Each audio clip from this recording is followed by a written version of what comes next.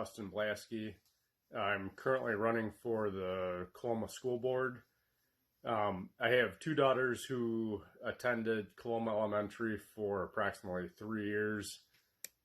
Due to the chaotic environment, we decided to pull our two daughters, and we're now sending them to private school. The chaotic environment at the elementary school included certain kids yelling and screaming during testing, cussing out the teachers, breaking windows, clearing off the teacher's desk. My wife and I attempted to address this with the principal to no avail. I then started attending school board meetings to try and address the issue with the school board. Basically, all of my complaints and issues that I raised were disregarded by the school board. After approximately 3 school board meetings, more and more parents started to show up and had their own issues, whether it was the elementary school, all the way up to the high school. And the current board, who is up for re-election, essentially cut all transparency.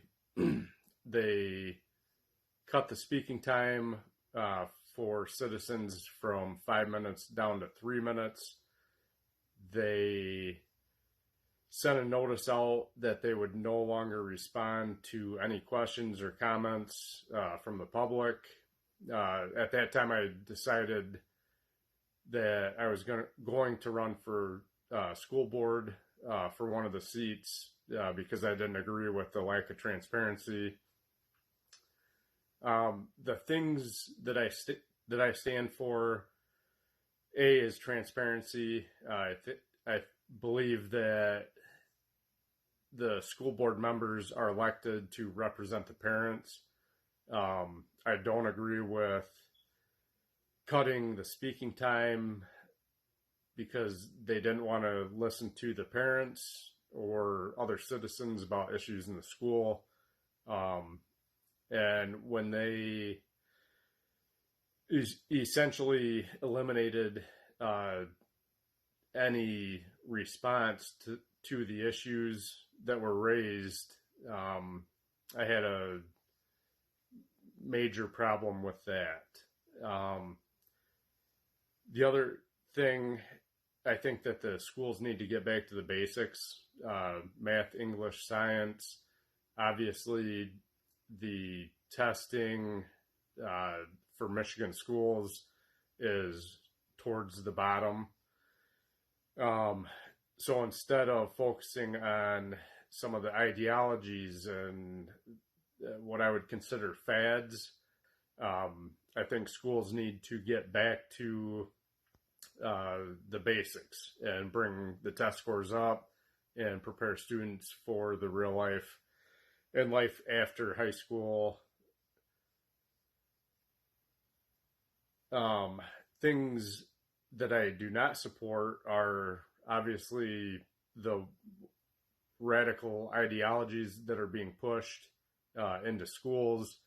And our current board, if funding is attached to the ideologies, they have voted in favor just to get the funding, which I am against. Some of the ideologies include CRT, critical race theory.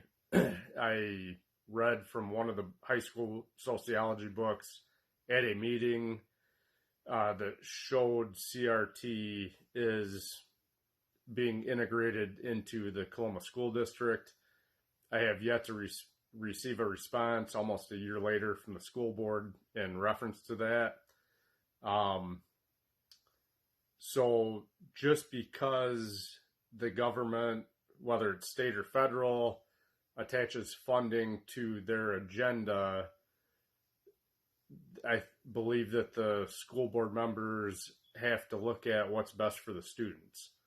Some of the issues they have voted for in favor of just solely to get the funding. Questions were raised at the last school board meeting that I attended as to what the funding was going to be spent on, and we had very, very little response and very little answers to that. The most recent was the mask mandates, which my wife and I had a meeting with the current board president, Heidi Ishmael, the superintendent, Dave Ellers, and the principal of the elementary school, John Klein. And we were told just prior to us pulling our daughters out that unless there was a legal mandate, law, something that legally required them to enforce the children to wear masks, that they were not going to do that. A week later, the federal government attached funding, and the board voted unanimously to go back to masking the children.